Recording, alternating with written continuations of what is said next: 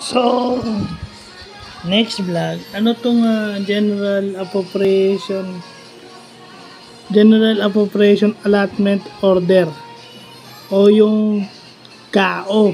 So, alam naman natin yung General Appropriations Act, di ba? Yung budget na inaprubahan ng ating Senado at Kongreso.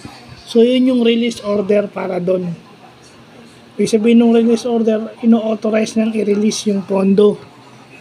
Kung effective na yung GAA o yung General Appropriations Act, i-release na yung pondo. Pero meron niyang mga subcategories, yung General Allotment Release Order. Ibig sabihin nun, yun yung 1 year na full requirement release ng isang pondo for specific appropriation. Diba? May project.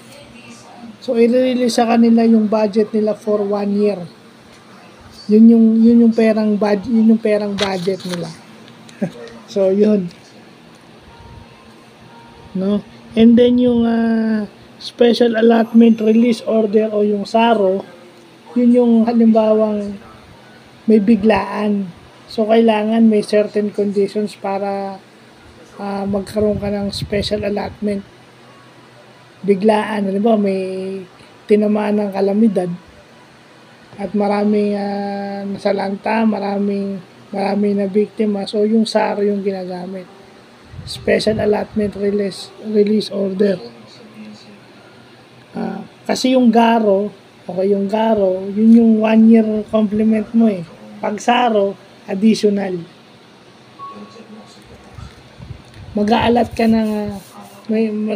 ng certain amount of money, then i-release mo siya para lang doon sa specific problem na yun o sa specific condition na yun. So, yun yung natutunan natin kung paano binabudget ng ating gobyerno.